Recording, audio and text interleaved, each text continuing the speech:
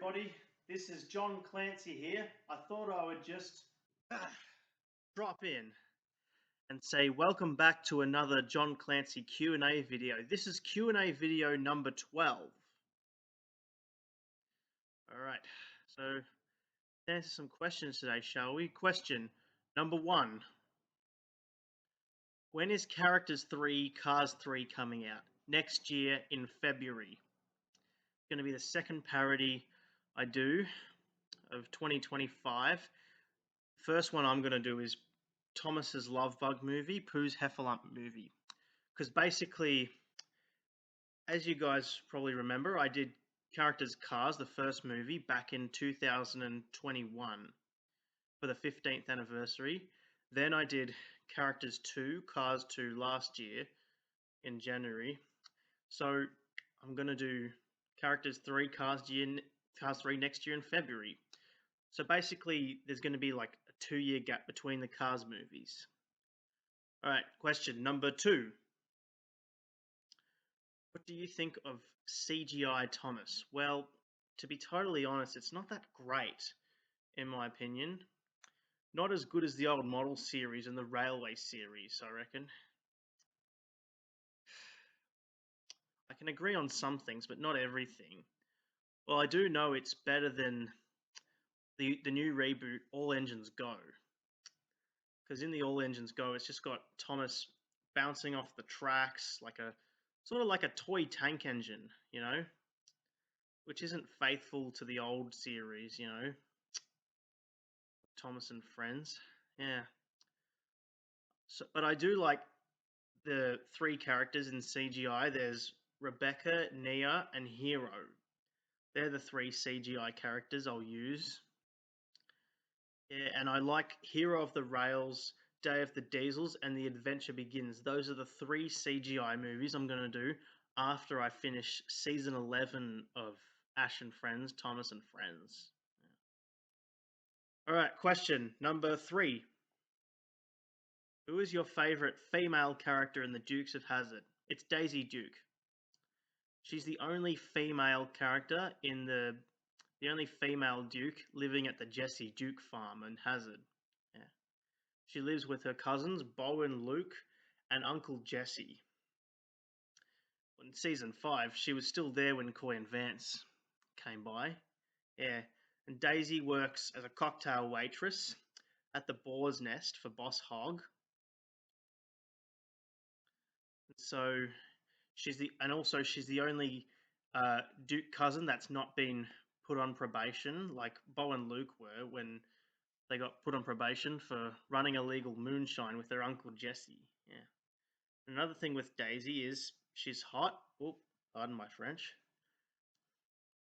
And she'll use her physical charm and beauty to get the boys out of trouble. Like as a distraction tactic, you know, for let's say Cletus or Enos, in fact, because Enos has a massive crush on Daisy. In fact, in the last 2 episodes, she became Daisy and Enos were boyfriend and girlfriend, and in fact, Daisy and Enos got married in the end to get Enos out of trouble. But also, Daisy said that she does have a genuine affection for Enos. Yeah. And then in the reunion movie, they got married again, but it was you know, the marriage was called off after one of Daisy's ex-boyfriends, LD, showed up. But Enos and Daisy still remain boyfriend and girlfriend. Yeah. Daisy can be, and in the original series, Daisy drove a yellow Plymouth vehicle, which was her original car. But then the boys they borrowed it one time, and then they drove it off a cliff accidentally, and Daisy got really mad at them. But then afterwards, Daisy was a bridesmaid at a wedding. The bride's father brought her a bridesmaid gift, which was a new Jeep she called the Dixie. Yeah. And Bo and Luke, they sometimes drive the Dixie, even though They have the General Lee. They'll use it when the General Lee is either broken down or no good to drive, or when it's stolen or impounded. Yeah, Daisy is a good character, and I've used Daisy about, say, 5 times in my parodies. I've used her as Shanti's mother in my Jungle Book 2 parody, herself, Jack, Gunner, and Striker's cousin, herself in my Toy Story 2 and 3 parodies, herself, Brock's cousin, in my Pokemon parody, and also herself, Barney's cousin, in my Flintstones parody. And yet to come, she'll be playing as a lot of characters as themselves. Whoever's Bo and Luke's playing as is their cousin. Yeah. All right. Number 4. Favorite Decepticon in Transformers. It's Megatron. He's the leader of the Autobots, and he's Optimus's rival. In the movies, he transforms into all different sorts of jets, tanks, whatever. And in the 4th movie, he was renamed as Galvatron, and he transformed into a flat-nosed freight truck. In the movies, he was chasing after the Allspark. After the Autobots launched it into space, he landed on Earth in the Arctic for thousands of years until he was discovered by Sam's great-great-grandfather, Captain Archibald Witwicky. He and his men found him and in the ice and labeled him as Project Iceman. He was taken to Hoover Dam at the Sector 7 headquarters, and he was unfrozen after Sam, Michaela, Bumblebee, Epps, and Lennox took all spikes to Mission City. He was battling Optimus Prime in the city, and Sam used the Allspark to kill Megatron and save Optimus. His remains were dumped in the deepest part of the ocean. Another thing with Megatron is he doesn't appear in Bumblebee or The Last Knight. In the first 3 movies, he was voiced by Hugo Weaving. In Age of Extinction and in The Last Knight, he was voiced by Frank Welker. Now he's the actor who normally does all the animal noises in movies. I have used Megatron a number of times in my parodies. I've used him as Roland the Remarkable in my Wiggles movie V1 parody, Banzai in my Forest King Lion King parody, the Big Grizzly Bear in my Fox and the Hound parody, Mewtwo in my Pokemon parody, the Anglerfish in my Finding Nemo parody, and Captain Gantu in my Lilo and Stitch parody. And yet to come, I will be using him as Bowser in my Super Mario parody and Kron in my Dinosaur parody. Alright, question number 5. What is your cast for Stan Marsh, Boy Genius, Jimmy Neutron, Boy Genius? Well, my cast is Stan Marsh as Jimmy Neutron, Butters as Carl, Bart Simpson as Sheen, Wendy as Cindy, Bebe as Libby, Randy and Sharon as Jimmy's parents, and the others I'm not too sure about. If you guys can flick me some cast ideas, and I'd be more than happy to do them. Yeah. Alright, question number 6. What parodies do you have planned for next year? Well, the parodies I've got for next year are Thomas's Love Bug movie, Pooh's Heffalump movie, Characters 3, Cars 3, The Land Before Time 3, John Clancy, Thomas the Tank Engine and the Philosopher's Stone, Harry Potter and the Philosopher's Stone, The Jungle Book V3, John Clancy, Characters University, Monsters University, Sally and the Lightning, Lady and the Tramp, the Big Engine, The Love Bug, The Flintstones and Viva Rock Vegas, John Clancy style, Ash and Friends, Thomas and Friends, The Adventure Begins, The Wiggles movie, V3, John Clancy, and Pokemon Heroes, John Clancy. Those are my parodies for next year. Right, number 7. Am I going to do any V2s on Pixar parodies? Yeah, I actually am one day. I'm thinking of doing Cars, Toy Story, and Monsters Inc. Those are my 3 favorite Pixar movies that I'm going to do.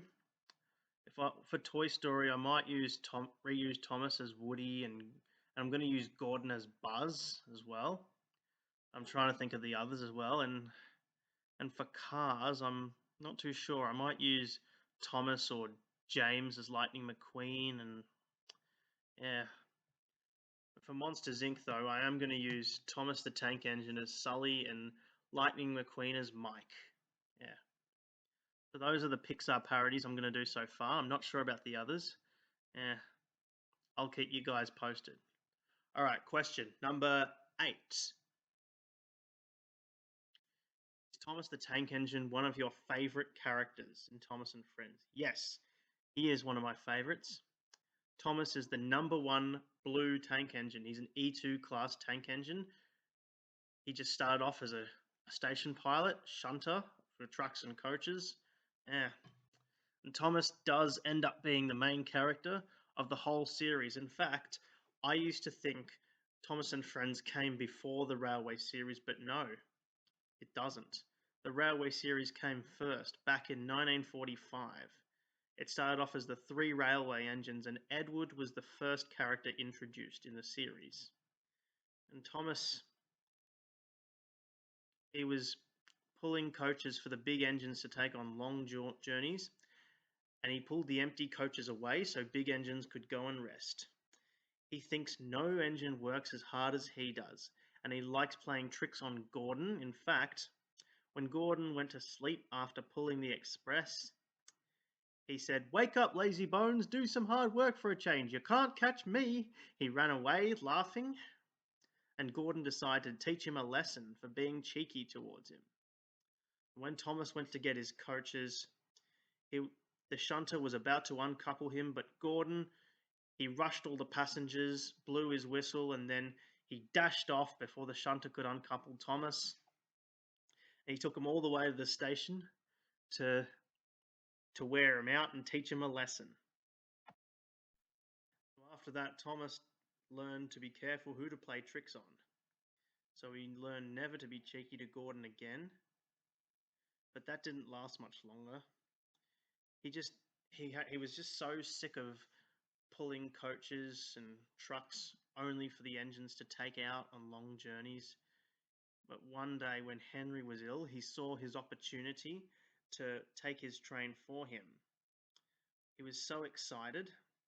He became so impatient because he left the train behind because either they forgot to couple Thomas to the train or his driver pulled the lever by mistake. But he still kept going to the next signal, and the signalman reminded him that he actually left his coaches behind. Yeah, Thomas was very upset and embarrassed for what happened. Edward felt sorry for him and let him take his trucks the next day. But Thomas, he was too excited to listen to Edward's advice about trucks. Sorry, got the hicks. He pulled them along without a care, and then he pulled them up Gordon's Hill, and the trucks pushed him down the hill, through the station and into a set of buffers. And the Fat Controller saw Thomas, and he reminded that he's got a lot to learn about trucks. And after pushing them about here for a few weeks, he'll know as much about them as Edward, and he'll be a really useful engine. Then in the next episode, James had a nasty accident with trucks, so he came off the rails, and Thomas got the breakdown train ready to lift him back on the rails and teach the trucks a lesson. And then Thomas was rewarded with 2 coaches called Annie and Clarabelle. And so now he runs his branch line, and that's his main job from now on. And since then, the big engines, they've had to shunt their own coaches right up until Percy came along. And so things were back to normal then. Like things were much better that day. And Thomas is a great character, and I have used him a lot of times in my parodies. I've used him as Bagheera in my Jungle Book V1 parody, Wilbur in my Charlotte's Web parody, Colonel Harthy in my Jungle Book V2 parody, Anthony in my Wiggles V1 parody, Pumbaa in my Lion King parody, Copper as a pup in my Fox and the Hound parody, Patch in my 101 Dalmatians parody, Ted in my Thomas Ted parody, Puss in Boots in my Shrek parody, himself, one of SpongeBob's friends, himself, Rudolph's best friend slash Zoe's brother, Robin Hood in my Robin Hood parody, Ash Ketchum in my Pokemon parody, Woody in my Toy Story parody, Owen in my Swap parody, Stan Marsh in my South Park parody, himself, an extra for Littlefoot in my Land Before Time parody, Henry the Octopus in my Wiggles Movie V2 parody, Millhouse in my Simpsons parody, Finn McMissile in my Cars 2 parody, Optimus Prime in my Transformers parody, and himself in my Finding Nemo parody, himself in my Lilo and Stitch parody, and yet to come, I'll be using him as himself, Rosie's boyfriend in my Bugs Life parody, himself in my Barney's Great Adventure parody, um, Winnie the Pooh in my Pooh's Heffalump movie parody, and of course Harry Potter in my Harry Potter parodies I'll be starting next year. Question number 9. What was the best movie you made on your channel? Well, I liked all my parodies. I like all my parodies I've done so far on my YouTube channel since 2017, but if I was to name any, I would say my Pokemon parodies, my Percy Shrek parodies, my Cars parodies, my Toy Story parodies, my and my Thomas and the Magic Railroad parodies, and Thomas and Friends as well. Yeah, I like them all. The thing with I said Pokemon because no one else has done Pokemon parodies before, and except me, and also Pokemon's my life as well. Alright, question number 10. What are your favorite Disney animated movies? Well, I've got a lot of favorite Disney animated movies, but I don't have one in favoritism. There's The Jungle Book, The Fox and the Hound, 101 Dalmatians, The Lion King, Lilo and Stitch, Toy Story, Cars, Monsters Inc., Finding Nemo, Up, Bugs Life, Wall-E, and all that jazz. Yeah. As you guys know, Disney is my childhood. Yeah. And also, I like all the Pixar movies as well. Yeah. All right. Question number 11. I know I've answered this question before, but I'll answer it again. Favorite member of the Wiggles? It's Emma Wiggle. She was the first female Wiggle in all the Wiggles history. She she replaced Greg in 2013, and she became the first female Wiggle. And she was in the Wiggles for 9 years up until 2021 when Sahai Hawkins came in, and she was only 15 when she replaced him.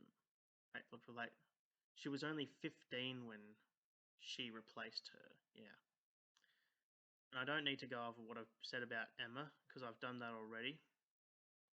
I've used Emma a couple of times in my parodies. I've used her as Nora Jones in my Thomas Ted parody and Sleeping Beauty in my Percy Shrek parody.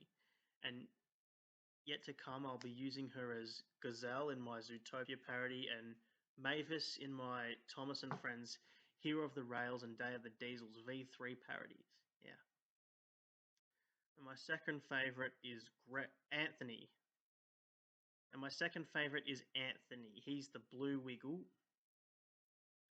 He initially wore green when he was with the Wiggles, but there was a couple of reasons he changed to blue, because green already associated with Dorothy the dinosaur, and also because green blends in with the green screen the Wiggles use for their videos.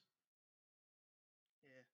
And also, Greg and Anthony had a race in a shopping center to get the blue skivvy, and so Anthony won the race, and and Greg stuck to yellow, which he didn't seem very pleased with it. I know that because I saw it in the Wiggles' recent documentary, Hot Potato: The Story of the Wiggles. Yeah. And I've used Anthony only once. I used him as one of the monkeys in my Jungle Book V1 parody. Yeah. And my third favorite Wiggle is Greg. He's the lead singer of the Wiggles, of the originals. And initially, he was the youngest Wiggle ever at 19 years old. Until Sahai came in 30 years later, she was 15. Yeah. And Greg, he was the lead singer for 15 years up until 2006. He developed a condition called orthostatic intolerance, which meant when he stands up, his heart doesn't pump enough blood around the body, and so he couldn't sing and dance the way he wanted to. So temporarily, he arranged Sam Moran to replace him for 5 years. Then he came back in 2012, well, because Murray and Jeff were planning on retiring as well. So Greg was meant to stay until the end of August, but Murray and Jeff told him to stay until the end of the year, until New Year's. So that way all three originals could retire together. Yeah. And so they were all replaced by Emma, Lockie, and Simon. Yeah. And Simon and Lockie have been with the Wiggles since 2013, and Emma from 2013 till 2021. Yeah. And I have been doing Wiggles parodies to honor the careers of Murray, Jeff, Greg, and Emma. Yeah. And I will. So I've done basically the Wiggles movie, Wiggly Safari, Wiggle, Wiggle, Wiggle, and yet to come, I'm going to be doing Hot Potato: The Story of the Wiggles. And I normally don't do documentary parodies at all, but this one I'm making the one and only exception. Yeah. All right, guys. So that's all the questions I've got for today. And once again, if you've missed out on any questions, like any answers, then we'll answer some other time in another Q&A video. And guys, I want you to subscribe to my channel, watch my parodies I've done since 2017, watch my special videos that I've done since 2019. Number 1, my second year anniversary video. Number 2, my friend's 18th and 19th first birthday parties. Number 3, the mystery bus tour. And number 4, my 5th year anniversary. And also, guys, please stay tuned for my next YouTube parody, A Character's Life, A Bug's Life. All right, guys, I want to thank you. I want to thank you for tuning in. This is John Clancy. I'll talk to you all later. You all come back soon, you hear me? Goodbye. And I'm gone.